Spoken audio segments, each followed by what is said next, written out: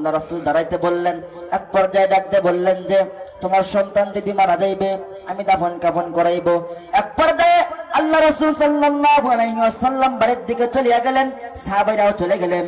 লম্বা কথা সংক্ষেপ করে দিলাম। এইবার সাহাবী একদিন অসুস্থ হয়ে পড়লেন, তরুণ অসুস্থর মধ্যে পড়লেন। এইবার বলতেছেন আব্বু একটা ওয়াদা দিবার চাই, ওয়াদা রাখবেন নি? বলতেছেন বলো বলো। আব্বু আর আম্মুকে ডাক দিয়ে বলতেছেন বাবা মা শোনো, আমি মৃত্যু পর, আমি ইন্তেকালের পর আল্লাহ রাসূল আসবেন, আর আল্লাহ রাসূলকে যেন দিনের বেলায় খবর দিয়েন না। আমি মৃত্যুর পর আল্লাহ রাসূল রাত্রিবেলায় যখন আসবেন তখন বেঈমান কাফেররা তখন আল্লাহর নবীকে পাকড়াও করবেন, এই জন্য রাত্রিবেলায় খবর দিবেন না, দিনের বেলায় মারা যাওয়ার পর আল্লাহ রাসূলকে খবর দিবেন, আল্লাহ রাসূল যেন দিনের বেলায় আসেন।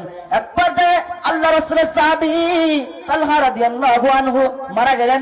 মারা যাওয়ার পর তার বাবা বরা রাদিয়াল্লাহু আনহু এইবার তালহা রাদিয়াল্লাহু তাআলা আনহুর জানাজা শেষ করাইয়া মাটি দেওয়ার পর আল্লাহ রাসূল সাল্লাল্লাহু আলাইহি ওয়াসাল্লাম পরের দিন সকালবেলা এইবার দেখতেছেন কিতাবের মধ্যে লিখছেন আল্লাহ রাসূল বসা ছিলেন।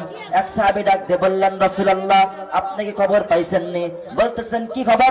বললেন যে আপনার ছোট্ট সাহাবী ইমানের বলে বলিয়ান হইয়া তালহা রাদিয়াল্লাহু আনহু মারা গেছেন। আল্লাহ রাসূল বললেন চলো চলো তালহার বাড়িতে চলো। তালহার বাড়িতে যাওয়ার পর আল্লাহ রাসূল তালহার বাবাকে ডাক দিয়ে বললেন বড়া আমি না বলছি তোমার ছেলেকে আমি দাফন কাফন করাইবো, জানাজা নামাজ পড়াইবো, তুমি কি জন্য মাটি দিয়ে দিছো? এইবার সমস্ত ঘটনা খোলার পর আল্লাহ রাসূল বলতেছেন চলো চলো তালহার কবরের পাশে চলো। এক পর্যায়ে তালহার কবরের পাশে যাওয়া হইল। তালহার কবরের পাশে যাওয়ার পর আল্লাহ রাসূল সাল্লাল্লাহু আলাইহি ওয়াসাল্লাম একটা হাত কবরের উপর রাখলেন, একটা হাত মালিকের দরবারে উঠে বললেন মালিক তালহা আমার